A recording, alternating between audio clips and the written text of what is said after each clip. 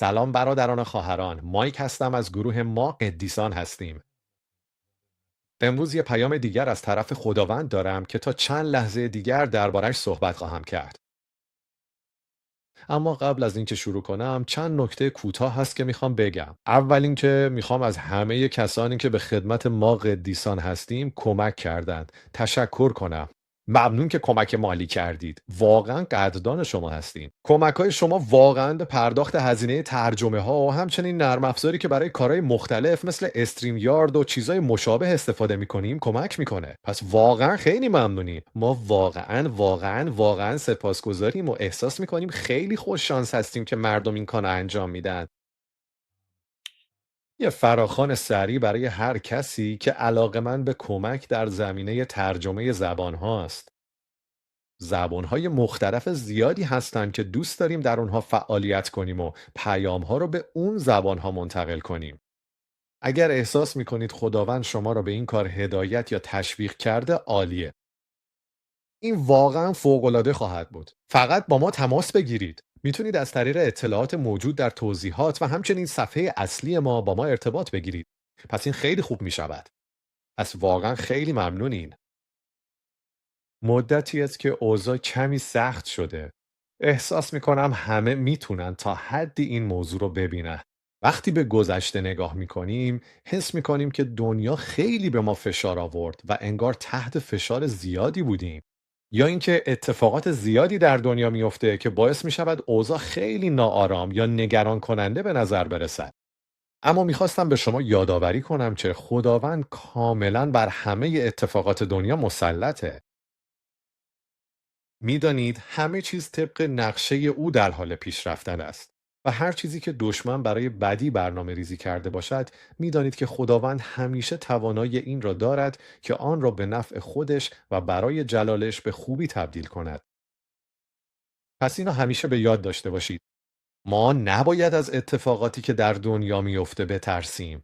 نباید از آنچه در حال رخ دادن است هراسی داشته باشیم. همچنین نباید از نجات خودمان یا اینکه بعد از این دنیا به کجا میریم ترسی داشته باشیم. پس باید این رو درک کنیم. و من فقط صمیمانه میخوام این نکته رو کاملا روشن کنم که وظیفه اصلی یا هدف نهایی همه ما در این دنیای فانی این است که دقیقا همان چیزی رو که خداوند متعال از ما میخواد با کمال میل و رغبت به انجام برسونیم. یعنی میتونم بگم که وظیفه ما این است که انجیل رو به چهار گوشه دنیا برسونیم، یا اینکه وظیفه ما این است که به گرسنگان غذا بدیم، به بیماران سر بزنیم، زخمای مجروحان رو ببندیم، به کودکی که تشنه است یه لیوان آب خنک بدیم، به کودکی که تشنه است آب بدیم. کارهای زیادی هست که میتونن انجام داد، اما در نهایت واقعا مهم این است که آنچه خداوند از تو میخواهد را اطاعت کنی. در زندگیت برای پادشاهی او که جالب است همان پادشاهی ما هم هست، چون ما وارثان اون پادشاهی هستیم. پس به خودت یادآوری کن که مهم نیست چه اتفاقی میفته. مهم نیست که در دنیا چه میگذرد. مهم نیست که زمان ربوده شدن چه موقع است. مهم نیست که اورشلیم جدید چه زمانی به زمین میاد. هیچ کدوم از این چیزا اهمیت ندارد. تنها چیزی که اهمیت دارد این است که هر روز آنچه را خداوند پیش روی ما گذاشته انجام دهیم. این همان چیزی است که او از ما میخواد. اون نمیخواد ما به خواب برویم، میدانی؟ چون مهم نیست. اگر خداوند بیاید، اگر ما در خواب باشیم، اونو از دست خواهیم داد. پس میدانی این که تو نگران اتفاقاتی باشی که ممکن است رخ دهد و بر ما تأثیر بگذارد. مهم نیست چه پیش می آید. تنها مهم این است که مطیع کلام او باشیم. و خداوند میگوید اگر مرا دوست دارید از من اطاعت خواهید کرد. پس دلهای خود را محافظت کنید. مطمئن شید که دلهاتون عاشق خداست. و بعد بقیه چیزا خودشون سر جایشون قرار میگیرن. همین. لازم نیست نگران این چیزا باشین. خب من یه پیام واقعا جالب دارم و همچنین دوست دارم شما تا آخر بمانید و تماشا کنید چون چیزی هست که میخواهم در پایان اضافه کنم. فقط یک سوال کوتاه برای جامعه ما قدیسان هستیم. چیزی که خداوند مدتی است با من دربارش صحبت میکنه. و خب بله، پس همینجا بمونید. خب من میخوام شروع کنم. برای این موضوع دعا کردم و از خدا خواستم که به من حکمتی بده تا مطمئن بشم که او میخواد این پیام رو منتشر کنم و بعد و روح القدس قرار است عمل کند و این همون کاریه که دوست دارم انجام بدم. در روح القدس حرکت کنم. خب در واقع دیروز صبح وارد دعا شدم. در واقع دیروز صبح. بله دیروز صبح بود. و من به خداوند گفتم، ازش پرسیدم که آیا اینجاست و آیا میخواهد چیزی به گلش بگوید؟ و او گفت بله. او گفت میخوام به مردم بگویم که دوستشان دارم، فرزندان محبوبم که عاشقشان هستم. و من گفتم بله خداوندا، همه ما دوست داریم اینو بشنویم. واقعا همینطور هست. او گفت خب این حقیقت دارد. میخوام همه شما رو در عشق خود غرق کنم. حتی برای یک لحظه هم نمیخوام بدون شما باشم. واقعا مشتاق نگاه شما هستم. هر روز و هر روز. پس گفتم خداوندا این فوق‌العاده است. گفتم خداوندا انگار خیلی از ما الان مشکل داریم. منم میکوشم تا تو را بهتر بشناسم. و او گفت شناختن من یعنی دوست داشتن من و هر کسی که واقعا مرا دوست داشته باشد مرا خواهد شناخت. و بعد گفت احساس میکنی به من نزدیک هستی یا دور؟ انگار یه سوال بود. و من گفتم خداوندا میدانی بعضی روزا واقعا احساس نزدیکی میکنم و بعضی روزای دیگه احساس میکنم دور هستم. نمیدونم چطور باید توضیحش بدم. و بعد از من پرسید به نظر چرا اینطور است؟ و من گفتم اگر از دنیا دور بمانم خیلی راحت تر میتونم به تو نزدیک باشم. اما اگر خودم رو در دنیا ببینم احساس میکنم خیلی دورتر شدم. و او گفت پسرم من این ویژگی رو در تو دوست دارم. تو به حرفای من گوش داده ای و پیامایم را به دل گرفته ای.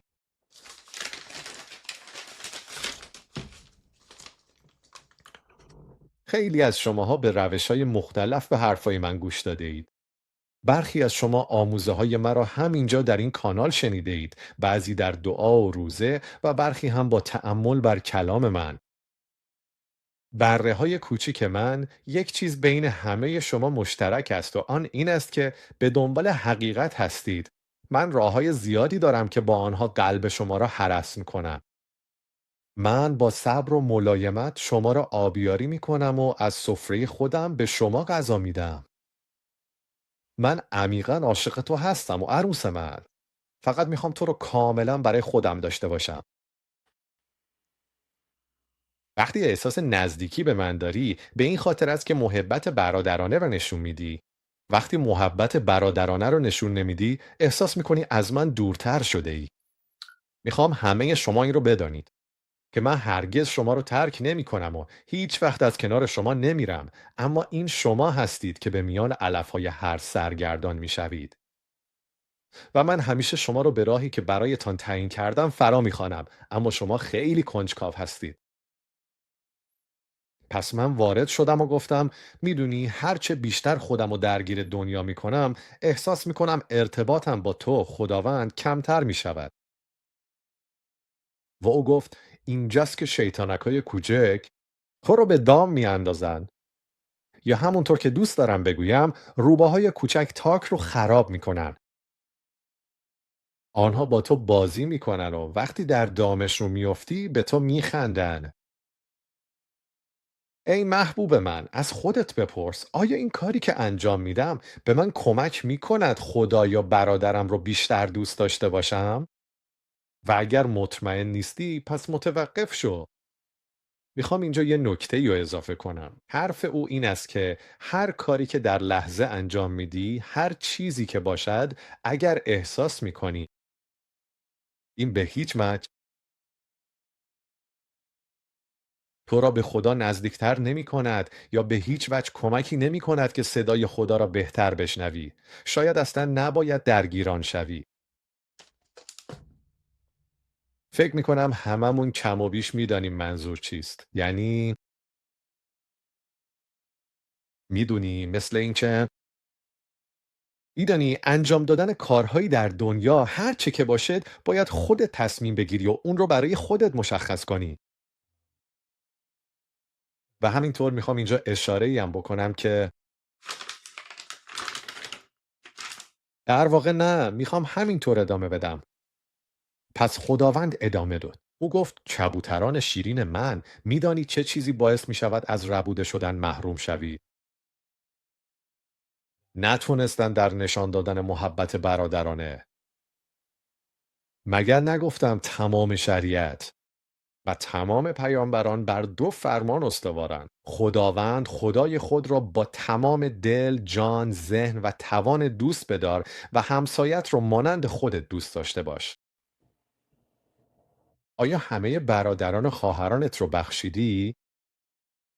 آیا ارادش رو داری که بخوای این کارو بکنی؟ من به اعماق قلبت نگاه میکنم. من جاهایی رو میبینم که اونا رو خیلی عمیق دفن کرده ای و کاملا فراموششون کرده ای. میخوام از محکومیت و حرص و طمع آزاد باشی، بدون غیبت و بدگویی. حسادت و دنبال مال دنیا بودن جایی در پادشاهی من نداره. عروس عزیزم، تو نمیتونی این کارو به تنهایی انجام دهی. تو به من نیاز داری تا کمکت کنم. پس اینو به عادت جدید تبدیل کن. برای کمک و فیض بیشتر به سراغ من بیا، به تو قول میدم که روی قلبت با تو کار خواهم کرد. خیلی از عروسای من آماده نیستن، اما آرزو دارم که او را در نظرم بی عیب و نقص کنم. تنها چیزی که نیاز دارم همکاری و اراده توست.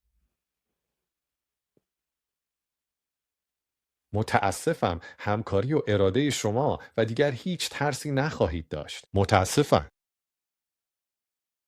بنابراین او برای 1 دقیقه مکث کرد. یهو ایستاد و من منتظر ادامه حرفش بود که گفت: عروسای من، آیا من را دوست دارید؟ به بره هم غذا بدم؟ محبوب من، آیا من رو دوست داری؟ مغازر گوسفندانم باشم؟ کبوترای نازنین من، آیا من را دوست داری؟ به بره هم غذا بدم؟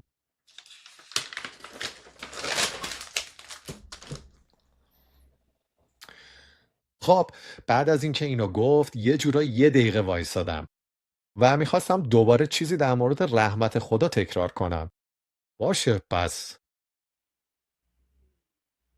یادم میاد سالها پیش وقتی اولین بار به سوی خدا اومدم، وقتی اولین بار با عیسی روبرو شدم، یکی از اولین چیزهایی که خیلی زود یاد گرفتم این بود که رحمتش چیزی بود که من نمیفهمیدم. من اصلا مفهوم کامل رحمتش رو درک نکرده بودم. خیلیا درباره رحمت صحبت میکنن. خیلیا درباره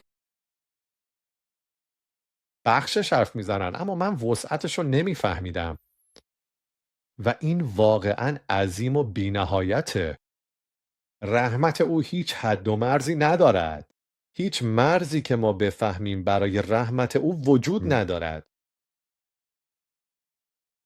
رحمتی وجود داره تا حدی، اما برای ذهن ما واقعا نمیتونیم اون رو درک کنیم، نمیفهمیمش. رحمت او اینقدر همه چیز رو در بر میگیره. یعنی اگه میتونستید همه چیزهایی رو که خدا میبینه ببینید و او این چیزها رو به من نشون داده، بعضی از چندشاورترین و واقعا وحشتناکترین کارهایی که انسانها انجام میدن و با این حال somehow به این آدمها رحم میکنه. باور کردنی نیست. پس من خیلی از درک این که چرا خداوند در بعضی زمینه ها یا بعضی چیزا به خاطر رحمتش این کارا رو میکنه دور نیستم. فکر کنم منظورم اینه که میفهمم چرا او رحمتش رو جاری میکنه. یکی از دلایلی که این رو فهمیدم این بود که خودش بهم گفت میدونی اگه من سالها پیش رحم نکرده بودم شاید الان اینجا که هستی نبودی. اتفاقات قبلا رخ داده بود و تو هنوز اینجا بودی. برا زندگیت می جنگیدی. میدونی اگه او بعضی چیزها رو به تأخیر نمینداخت تا ربودگی زودتر اتفاق بیفته، میدونی ما توی یک فصل و یک نسل هستیم، اما یک فصل و یک نسل میتونه مدت زیادی طول بکشه. میدونی وقتی عیسی به شاگردانش میگه به زودی میایم، خب اون حرف 2000 سال پیش زده شد و ما الان اینجاییم. او هنوز نیومده. اما میدونم وقتی درباره فصل‌ها و زمانایی که توش هستیم صحبت میکنه، میدونم که رحمت او همچنان باعث میشه همه چیز به تعویق بیفته، چون واقعا میخواد هر فردی فرصت داشته باشه. اینطوری در آن روز بزرگ داوری وقتی جلوی خداوند میستی هیچ بهانه‌ای نخواهی داشت جز اینکه بگی تو کردی خداوندا. تو بارها و بارها به روش‌های مختلف سعی کردی به من برسی و من باز هم تو را رد کردم. و با حرفا و زبان خودشون رو محکوم خواهند کرد. خداوند حتی نیازی نداره تو رو محکوم کنه. خودت رو محکوم خواهی کرد. پس این یه دعوته. میدونی منتظر نمون. زود بیا. باشه. خداوند فوق‌العاده مهربونه. هیچ گناهی نیست که او نبخشه. پس خداوند ادامه داد. او گفت فرزندان من این دنیا رو به پایانه و کتاب مقدس من تحقق خواهد یافت. ببخشید. تحقق خواهد یافت. تا آن زمان برای رحمت دعا کنید. پس گفتم خداوندا چطور تصمیم میگیری که کی رحمت نشون بدی؟ و او گفت رحمت زمانی داده میشه که رحمت نشون داده شود. فرزندان من برای خانواده هایتان دعا کنید، برای دوستانتان دعا کنید، برای ملت هایتان دعا کنید، برای مشاوره خدایی برای رهبرانتان دعا کنید. اگر حاکمان این دنیا فقط شرارت در دلشون باشه، پس باید انتظار داشته باشید که شرارت بر زمین حکومت کنه. مگر به لوط نگفتم که اگر 5 نفر درست کار در شهرش پیدا کنم آن را نابود نخواهم کرد؟ و گفتم بله گفتید خداوندا. بله اینو گفتید. او گفت پس باید مردمم رو مشغول کار خودم ببینم. زمان دیر شده است. پدرم به دنبال کسانی است که او رو دوست دارن. من فقط میتونم آنچه را که پدر اجازه میده انجام دهم. و وقتی پدر بگه برو باید برم. و چشم من رحم نخواهد کرد. تا آن زمان تا آن روز ای کبوتران من در مزرعه های من کار کنید. خواهش میکنم فرزندانم خواهش میکنم. من مشتاق آن روز هستم. روزی که شما با من خواهید بود و من هر اشکی رو پاک خواهم کرد و دیگر اندوهی نخواهد بود دیگر رنجی نخواهد بود و من به شما پاداش فراوان خواهم داد. زیرا وقتی گرسنه بودم به من غذا دادید و وقتی تشنه بودم به من نوشیدنی دادید.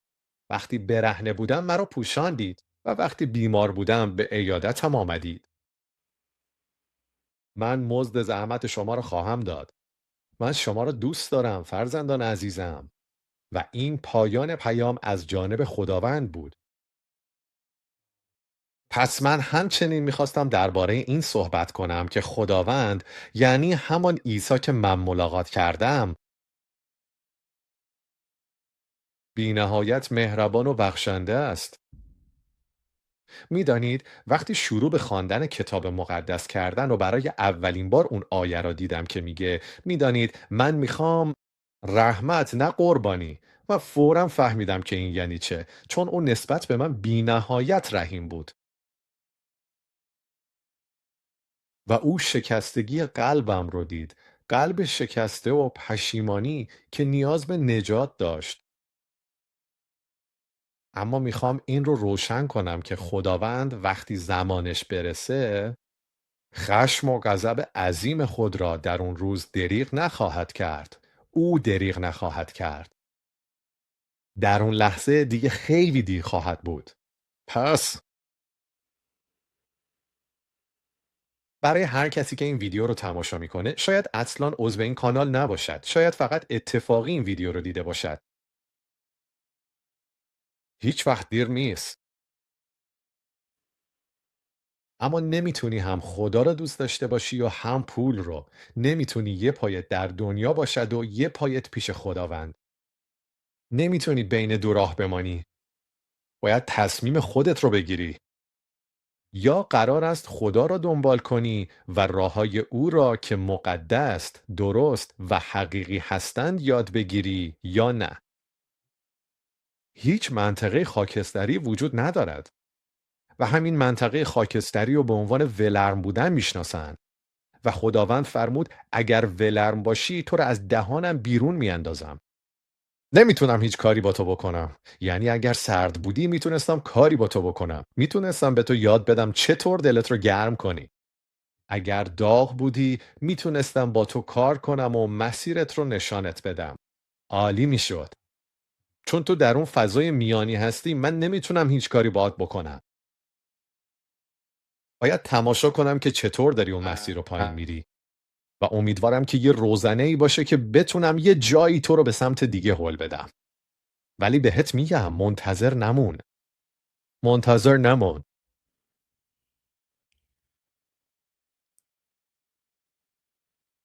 منتظر نمون. چون اگه منتظر بمونی هیچ تضمینی برای فردا نداری. هر روز یه نعمته. هر روز یه هدیه از طرف خداست. قلبت رو به عیسی بده. لازم نیست چیزی بگی یا توضیح بدی. خداوند به درون قلبت نگاه میکنه. اون میبینه چقدر صادقی. اما از خدا برای بخشش فریاد بزن. بهش بگو دیگه نمیخوای اینطوری زندگی کنی. بهش نیاز داری. میخوایش. و ببین که خداوند به سمتت میاد. خیلی زود به سمتت میاد. وقتی پدر اینو توی دل کسی ببینه پسر رو سریع میفرسته. و به همین دلیله که عیسی توی کتاب مقدس مدام میگه هر کسی که پدر به من فرا بخونه هیچ وقت از دستشون نمیدم. اونها رو حفظ میکنم و برای همیشه مال منن. صدا بزن. توی اتاقت، توی ماشینت، هر جا که هستی برو یه جای ساکت و فقط دلتو خالی کن و خداوند صداتو میشنوه و بهت میگم خودش به سمتت میاد. پس آماده باش. منظورم اینه که یه بار توی یه رویا اینو بهم نشون داد. گفت میدونی تا حالا دویدن گاوها تو اسپانیا رو دیدی؟ گفتم آره. گفت همون آدمایی که توی خیابونا هستن و اون هیجان و شلوغی. یه عده هستن که آماده هجومن و نرده رو کنار میزنن. در رو که باز میکنن گاوا با سرعت به خیابونا هجوم میارن. منم همینطورم و هیچ چیزی جلوم رو نمیگیره. مستقیم به سمتت میام چون صدای فریاد قلب تو میشنوم. پس این همون چیزیه که اتفاق میفته. اون با تمام قدرت به سمتت میاد. اینکه چطور خودش رو بهت نشون میده برای هر کسی فرق داره. ولی اگه اون تغییر رو بخوای تغییر خواهی کرد. خب حالا میخوام ادامه بدم. میخوام درباره چند تا رویا که خداوند یه روز توی دعا به من نشون داد براتون بگم. این مربوط به چند هفته پیش و تا الان منتظر بودم که دربارش صحبت کنم. ولی میخوام رک باشم. فقط میخوام بگم و براتون تعریف کنم. چیزی که خداوند بهم نشون داد اینه که قرار اتفاقاتی در آینده روی این دنیا، روی زمین بیفته. یکی از اونها اینه که قرار اتفاقی توی فرانسه بیفته. و این موضوع مربوط میشه به اعتراضات و شورش‌ها، بیشتر هم اعتراضات در خیابون‌های فرانسه. این اعتراضات خیلی بزرگ خواهند بود، مثل بزرگترین اعتراضاتی که تا حالا توی اون کشور دیدید. و مردم علیه دولت اعتراض خواهند کرد به خاطر هر چیزی که داره اتفاق میفته. علیه درست همانند جمعیت بومی، یعنی گروههایی از مردم که نسل به نسل خانواده‌شون در خاک کشور فرانسه زندگی کردند و همگی فرانسوی زبان هستند. پس هر کاری که دولت بخواد انجام بده، اونا بلند میشن و واکنش نشون میدن. چون احساس میکنن که خودشون هستن که فرهنگشون داره کنار زده میشه، یا بهشون گفته میشه که دیگه نمیتونید به این سبک زندگی کنید. و ما باید در برابر فرهنگ‌های دیگه‌ای که وارد میشن سر تعظیم فرود بیاریم. و این اعتراضات خیلی بزرگ خواهم بود. و دولت، بدنه اصلی دولت، هر کسی که رئیس جمهور باشه، مطمئن نیستم که مکرون باشه، چون نمیدونم این اتفاق کی میفته. ولی هر کسی که باشه مجبور میشه کوتاه بیاد. و هر تصمیمی که میخواستن بگیرن و برعکس کنه یا پس بگیره. به هر حال نمیدونم این کی اتفاق میفته، ولی این اتفاق خواهد افتاد. تنها چیزی که خداوند به من نشون داد مربوط به آلمان بود. یه اتفاقی توی آلمان و دولتش داره میفته. در دولت آلمان فساد و یک رسوایی به وجود خواهد آمد. وزرا یا سیاستمداران ارشد مجبور میشن استعفا بدن. نمیدونم آیا تحت پیگرد قرار میگیرن یا نه، ولی قطعا باید استعفا بدن و به خاطر اعتراضات عمومی از زندگی عمومی کنار میرن. پس مردم آلمان، احساس این بود که مردم به شدت از دولت ناامید شده بودند. سوء مدیریت مالی. پس موضوع مربوط به پول هست. یه اتفاقی درباره پول افتاده که باعث شده افراد دولت مجبور به استعفا بشن. نمیدونم چی بوده یا چطور یا کی، ولی این اتفاق خواهد افتاد. آخرین چیزی که خداوند به من نشون داد درباره آفریقا بود. در آفریقا قرار یه زلزله عظیم رخ بده که از شمال آفریقا شروع میشه و به سمت بخش مرکزی آفریقا میاد. این زلزله کشورهای زیادی رو که در مسیرش قرار دارن تحت تأثیر قرار میده. فقط نقشه آفریقا را دیدم که از شمالش یک بریدگی در وسطش بود. این بریدگی تا انتهای جنوب نرفت، اما تا عمق زیادی وارد آفریقا شد. و این زلزله واقعا خیلی خیلی بزرگ خواهد بود و قرار کشورهای زیادی رو در آفریقا ویران کنه. خداوند این را به من نشون داد و خواستم آن را با شما در میان بگذارم. و این نشونه ای از کاری که خداوند انجام میده یا اتفاقاتی که توی دنیا داره میفته. و فقط برای اینکه یادمون باشه خداوند داره کارهای انجام میده، اون هم برای زمانهای آخر. همه چیزایی که در مکاشفه گفته شده داره اتفاق میفته. خب به هر حال فکر کنم این ویدیو رو همینجا تموم کنم. خدا برکتت بده. من همینطور قراره یه چیزی توی بخش جامعه یوتیوب بذارم. یه نظرسنجی و دوست دارم نظرتون رو درباره یه موضوع بدونم. پس اگه میتونید تو چند ساعت آینده یه نگاهی بهش بندازید و خب همین. ممنون که تماشا کردید. امیدوارم شما هم مثل من برکت گرفته باشید. تا ویدئوی بعد، شالوم.